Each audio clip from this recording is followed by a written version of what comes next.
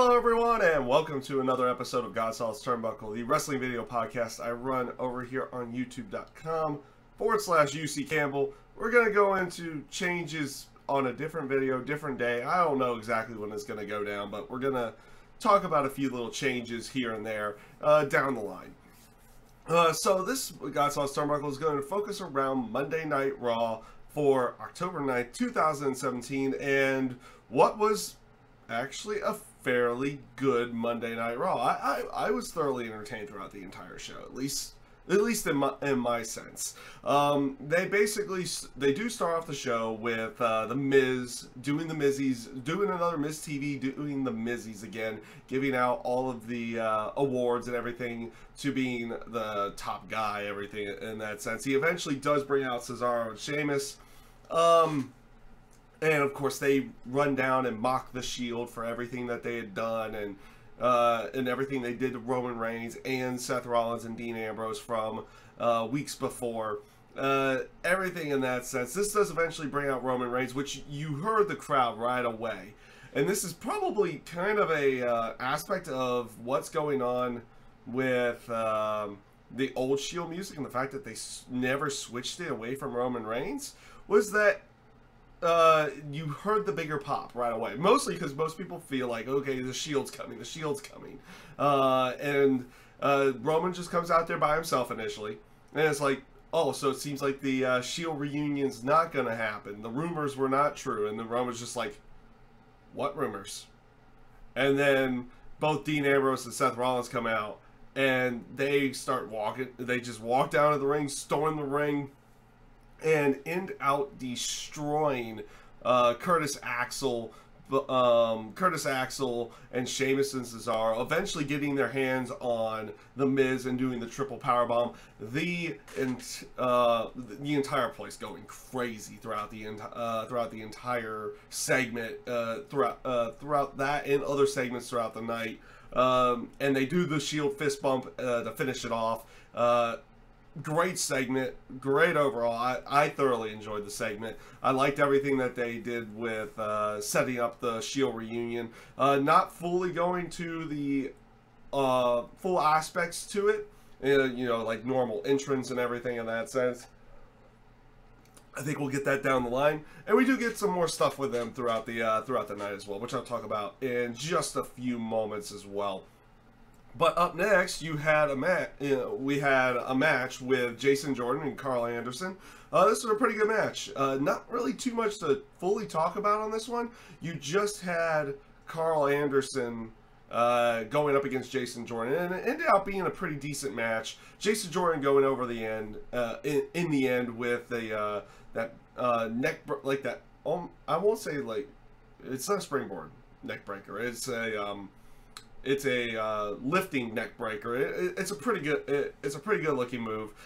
Jason Jordan looking good again inside of the match. And like I said, it was just a rather enjoyable match.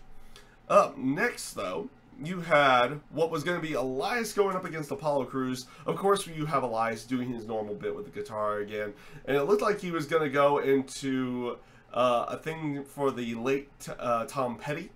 Tom Petty, who had just passed away, and everything in that sense. So it looked like he was going to do a cover to that. But then Titus O'Neil comes out with a banjo and sings his own little song. This was good stuff. I did like what they were doing here. But they are playing this off as like it's a feud between Apollo Crews and Titus O'Neil and Elias, but Elias pretty much gains the victories at all times, everywhere. At least that's how it ends up feeling, in that sense of it. I think, I don't know exactly where they're going with this. Apollo Crews, like I said, Apollo Crews did come out. They had a decent enough match. Elias goes over in the end. Really not much to talk about, in that sense of everything. So, this brings us to Enzo Amore. Enzo Amore comes out, and we have a little bit of an interesting note since I'm filming this on a Wednesday night, and I'm also going to be kind of doing a semi-marathon of reviews here in the very very near future for this one, because we're also going to do SmackDown and then NXT afterwards. I'm going to do them separately, but we'll be doing those afterwards. So this brings us to Enzo, and I'll talk about what else went down as well. So in this segment, you have Enzo calling out Kurt Angle.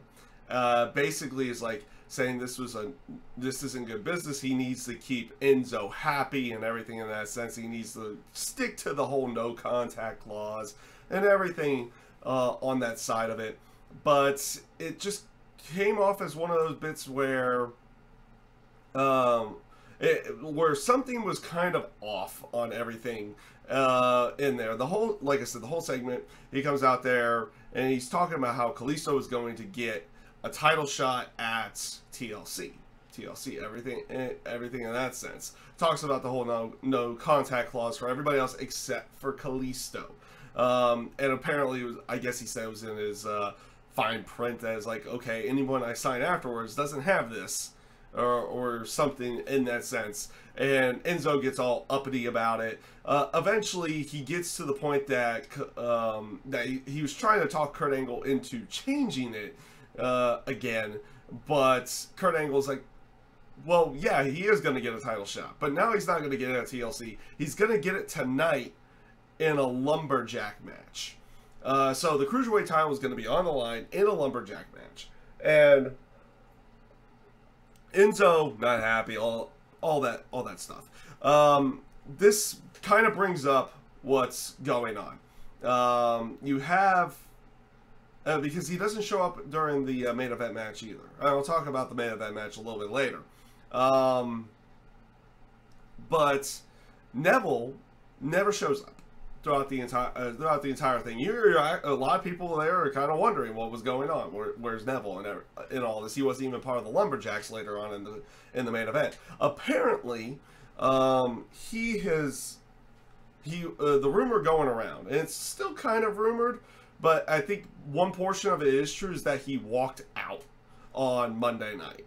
He was supposed to be in this match with Enzo in a lumberjack match, and he walked out apparently unhappy, everything on that side of it. There's rumor going around that he has quit the company or asked for his release or something in that sense. And yeah. That's the major news out of that one, is that Neville, the man who had been pretty much running, like in the terms of everything, kind of that shining light of the Cruiserweight division, is now potentially gone, just gone completely, in that sense of it. Now, as for the segment itself, I thought was... It was pretty good. It was a pretty good segment. It was a pretty good segment for what it was. Apparently, they had to rewrite the show almost as it was going on to kind of get everything out there and working. So you had Kalisto and Enzo later in the night for the Cruiserweight title, and it's really going to suck if it's true that Neville is completely gone from the company at this point in time in that one, because he was, like I said, one of the shining lights of the whole Cruiserweight division and everything in that sense. So, up next, though, you have Matt Hardy going up against Braun Strowman. This was a decent enough match. It was a decent enough match in this one. It kind of just fall under the aspect of where they usually are going with a lot of these matches. And like I said, good enough match.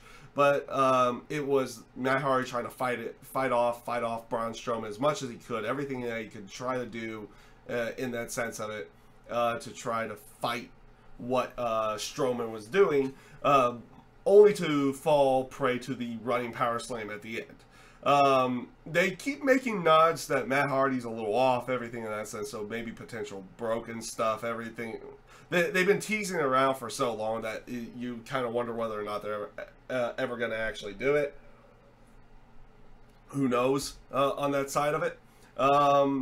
But after the match, they teased this whole aspect that Braun Strowman is going to continue on with what he was going to do, but he was going to continue on elsewhere.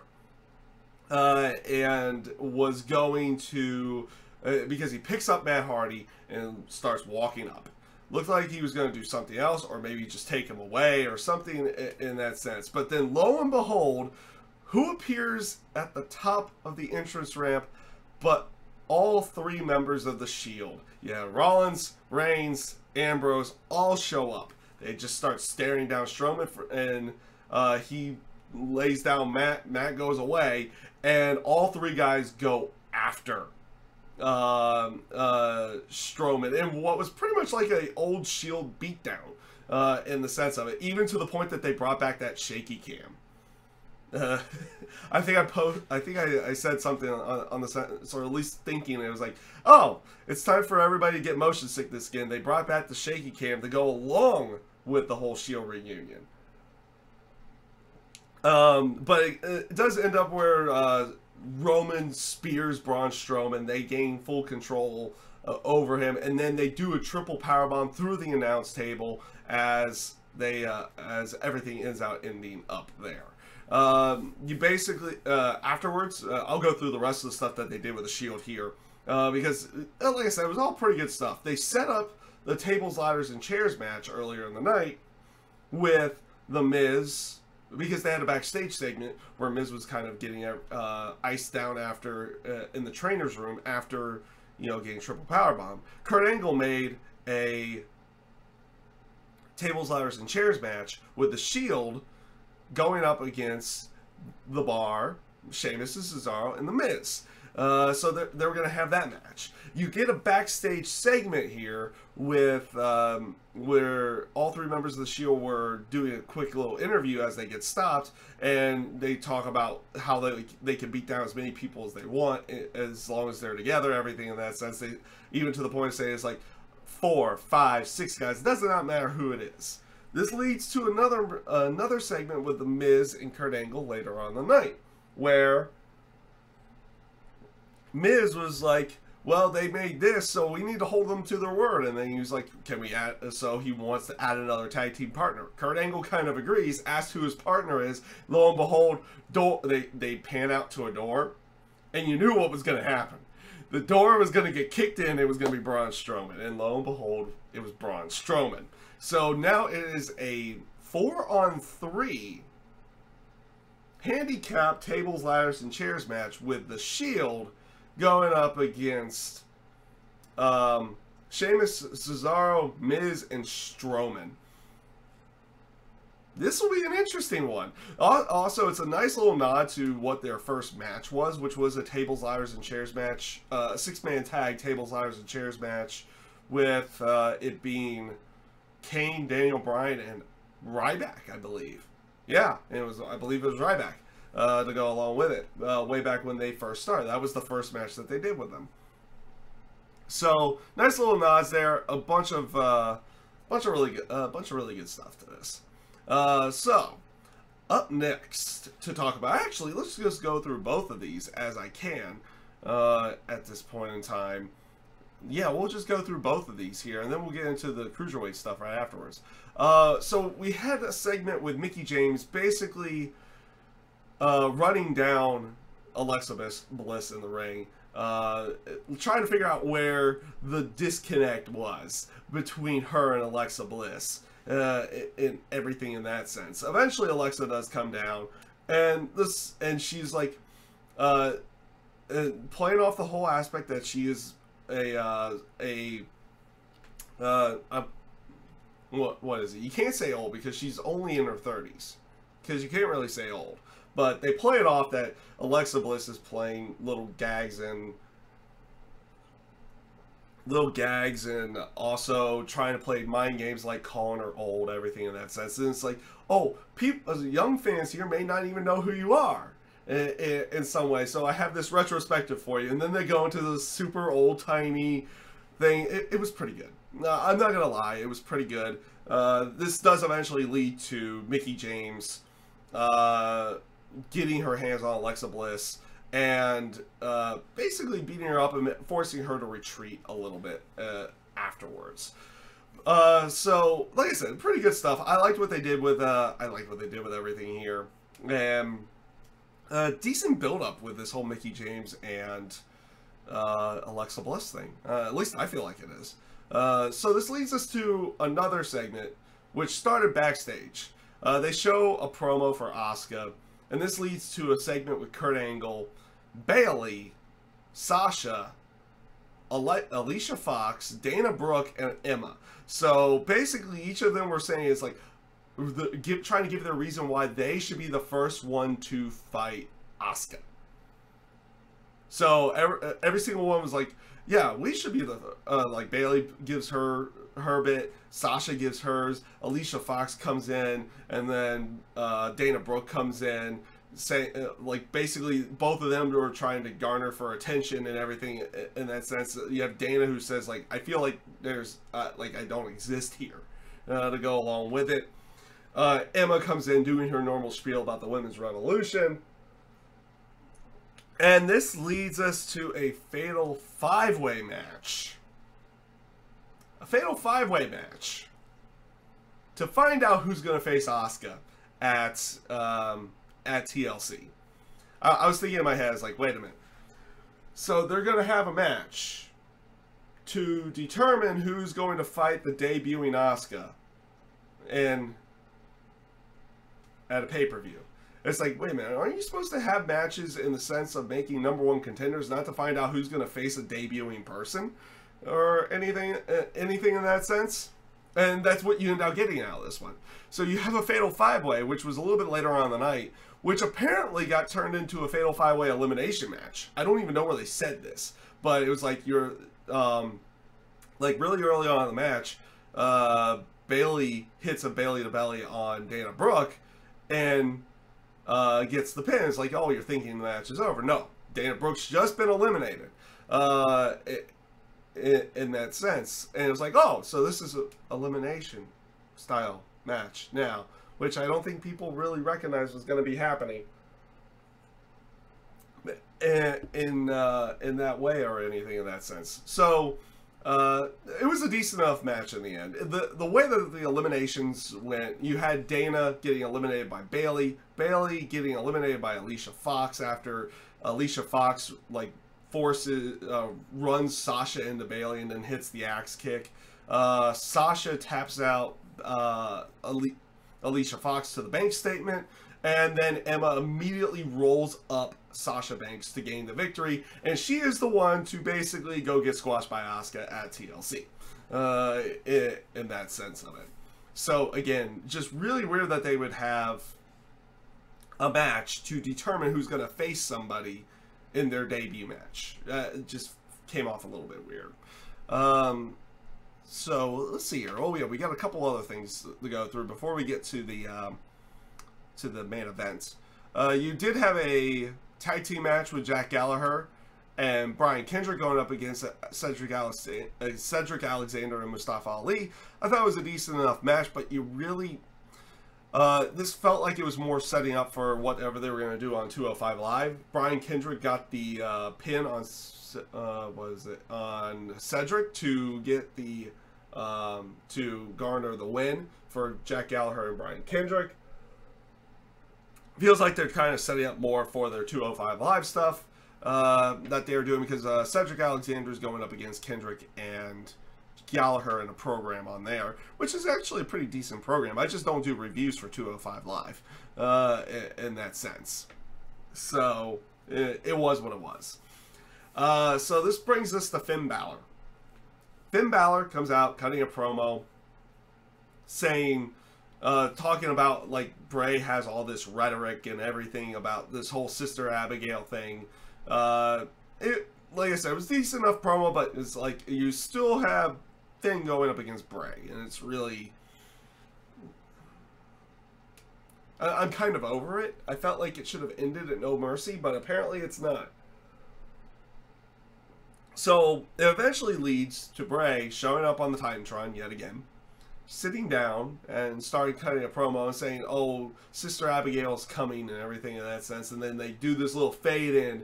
And after they did the weird, creepy fade in, and they have essentially Bray in like this veil and paint on his face, and you kind of don't fully see it, you get a distorted voice along with Bray's voice kind of cutting the promo.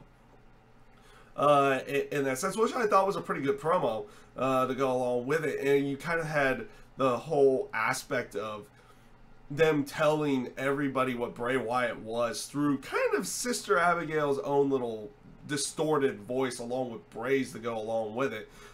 It was a decent enough promo, and it leads to it was going to obviously lead to another match, maybe a TLC or something in that sense.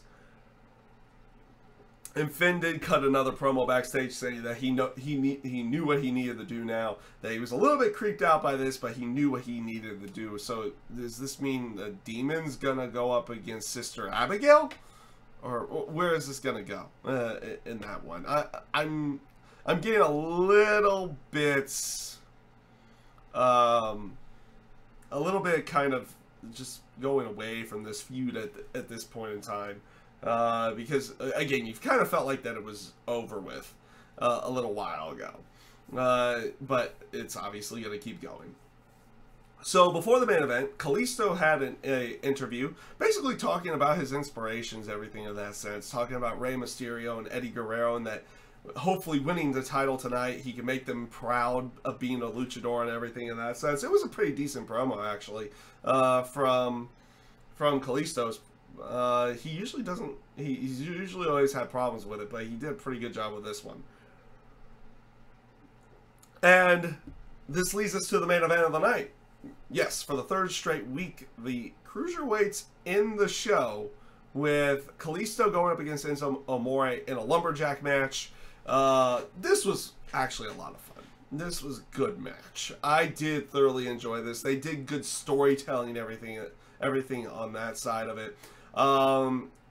Oddly enough, they got rid of the whole techno remix version of Kalisto's theme music. It's back to the old Lucha Dragons theme for him on that side. But just, like I said, just the match in this one, I thought was pretty good.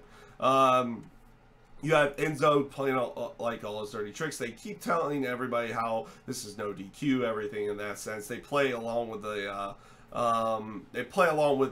lumberjacks for a little bit, where Enzo goes out and then something happens, and then he would throw Kalisto out, nothing would happen, or if he would go to a couple heels, they might attack or something in that sense.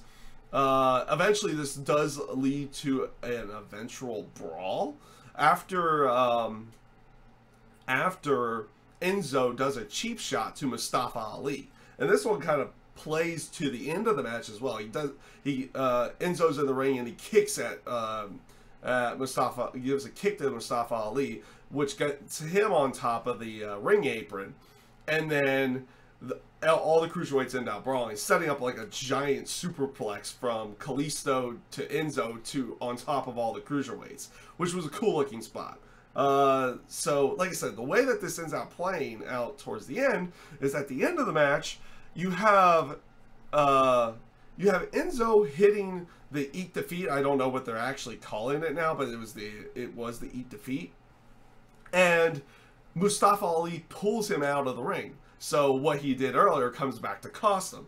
This allows for Kalisto to kind of recoup everything in that sense, and they get set up on the top rope, and it looked like Enzo was going to do a backdrop, but then you have off of the ropes, but then Kalisto counters it and then does the Selena del Sol from the second rope to pick up the victory and get the Cruiserweight title.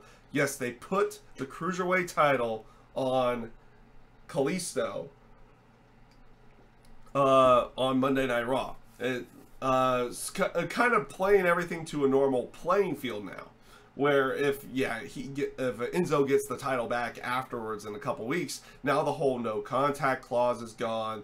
The factor that nobody can, or none of the other cruiserweights can challenge for the cruiserweight title thing is gone. Everything in that sense, it's kind of gone to go along with it, and it came off really good. I really did enjoy this match. I thought it came off as a really good one. They celebrate afterwards, and they celebrate with Kalisto afterwards and do the whole lift them on their shoulders type thing with the baby faces and everything in that sense as they go off the air. So yeah, that's pretty much everything on Monday Night Raw this week. Overall, I thought it was a pretty good show. I thought overall it was a pretty good show. It's gonna suck that if it's gonna be true that Neville is gonna be completely gone from the cruiserweight, well, not just the cruiserweight division, but from the WWE, because he had been one of the shining lights over there, and it will end out not being. It will be a little bit less of a show without Neville on the cruiserweight side, at least in that sense. If not, they could have done more with him outside of the cruiserweight division, because he had been doing some good work over the last year, and it looks like that could be potentially gone.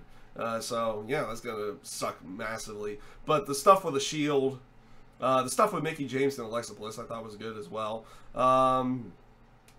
I kind of want this whole Finn Balor Bray Wyatt thing to be over with, but it looks like we're going to be getting more of it. And the stuff with Kalisto and Enzo, I thought was really good. We had some good stuff this week. Definitely had some good stuff this week. It was a rather enjoyable Monday Night Raw. So with that being said, everyone, that is everything for Monday Night Raw this week. I hope you guys enjoy this and have a great rest of your day.